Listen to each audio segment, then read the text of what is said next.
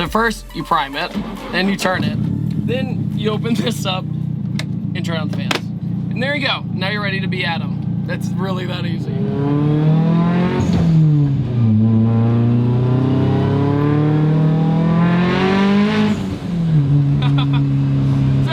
What's up, you guys? David here once again for another video review, and today we're finally in Adam LZ's Nissan 240SX S13. It's SR20 powered with a GTX GT28 turbo. Essentially, it's a little bit better than the T28, but with better internals.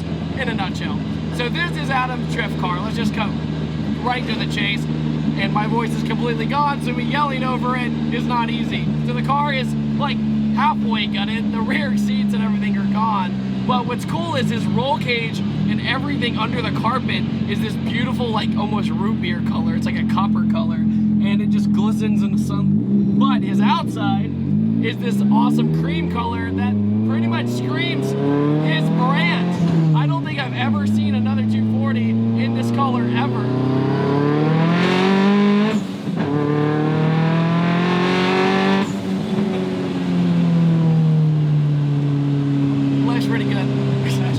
The S13, you can't go wrong with it. You know I love them, but they're great as drift platforms. Why? Short wheelbase, and well, they used to be cheap, but now they're pretty hard to get in comparison to what it used to be. But he has everything pretty much done on this car. The suspension, even an angle kit. He's got -8 degrees of camber in the front, but also positive in the rear. So when he goes at an angle, his contact patch, everything just squats perfectly. With that, he slides it almost flawlessly in with this giant hydraulic e-brake, which is a dual caliper setup. There's two different kinds of hydraulic e-brakes you can do. One's basically like an inline, which uses the stock factory caliper, or there's the dual caliper, which is just a separate system altogether. And dual caliper is usually the preferred method of doing it, because it's that simple. However, the only bad part about that is effectively you don't have a parking brake. So if you go to a parking lot or something, you have to rely on parking it in gear. He's even put a pillow on the hydraulic brake sometimes to keep it from rolling.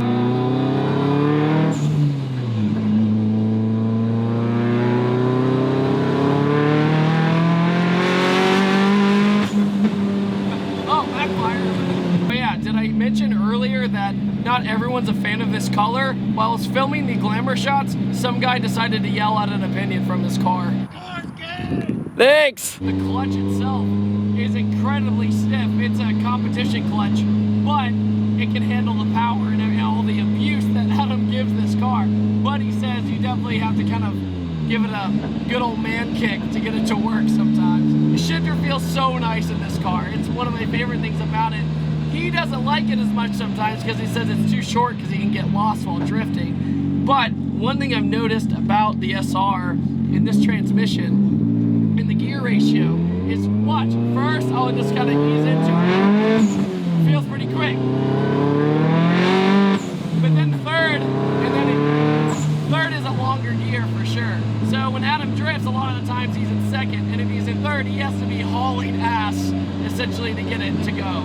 Great about this is this reminds me of a lot of the other 240s I've driven, but this is pretty much done perfect.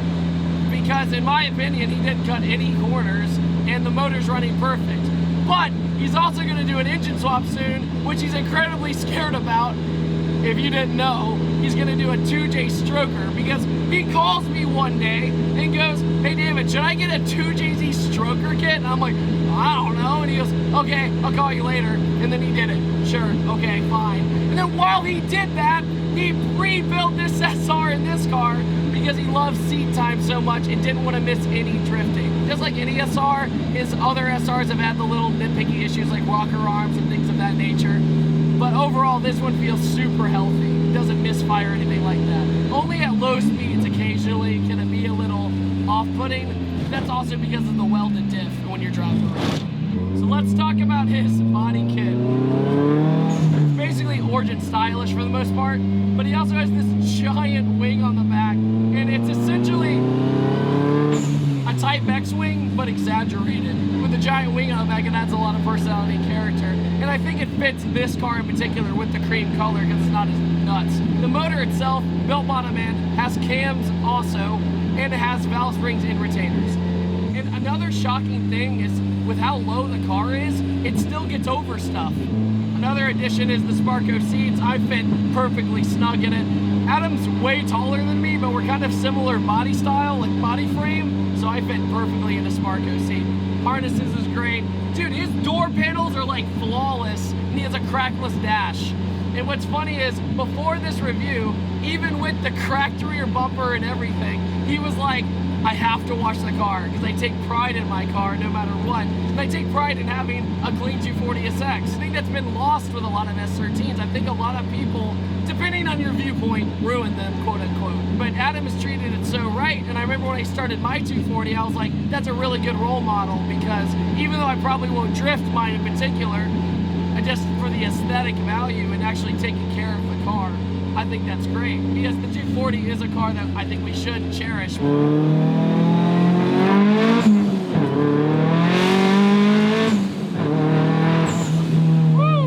Alright, so power kicks in almost instantly in first and second gear, and the car feels so solid. We were playing Assetto Corsa the other night together, and he was like, dude, I'm scared of doing the 2J swap. I'm like, how could you possibly be scared of doing a 2J swap? He goes, because I love my SR build so much. And I totally see why.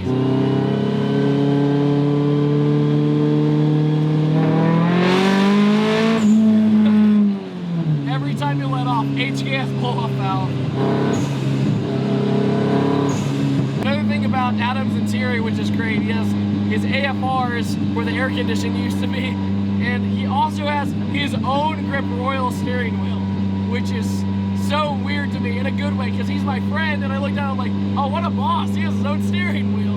He started with LZ BMX, that's what his YouTube channel was, and then he was like, I'm gonna venture into cars, which was a really gutsy move in my opinion, not in a bad way.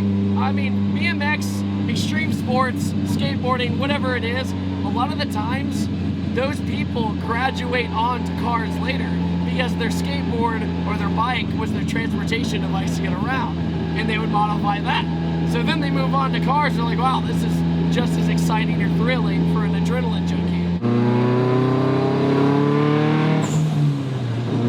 Really nice too is, even with the really aggressive camber up front, the car's performance, like into divots in the road and things of that nature, you don't get thrown all over the place like say if you would in a front wheel drive car. It's very controllable and really great, but I think a lot of that is in the BC suspension. It's so nice driving a 240 where the speedometer and the tachometer actually work. Another really popular thing in the 240 community now is using, out of anything in the world, CTSV brake calipers. Why? Because they're shockingly cheap. Because everybody used to do either Q45 or Z32. Z32 brakes are still pretty solid. But if you have the little bit of extra cash, always get the CTSV. GM makes some of the best braking systems in the business. So putting it on this light of a car makes it brake so quickly, it's almost like off-putting. It's another similarity to my 240. What's funny is I drove all the way to Atlanta to buy mine, then brought it all the way back to Virginia. Well, Adam lived in Connecticut, got this 240 in Florida, brought it back to Connecticut, and then moved to Florida, just like I moved to Atlanta. Maybe it's just, I guess a lot of people, when they look for 240s, they look south because of rust. All right, you guys, I hope you all enjoyed this video of Adam LZ's Drift 240. It was an extremely short notice thing. I was 3 hours above Orlando, and I was like, hey, how about I just come down randomly? And he was like, yeah, let's do it. So here we are. We had a good time. Thank you all so much for watching. Don't forget to subscribe, and I'll see you guys next time. Take it easy. Have a fantastic day. Okay, bye.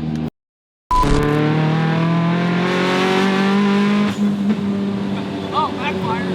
Well, that was awesome. You got balls, David. Thanks.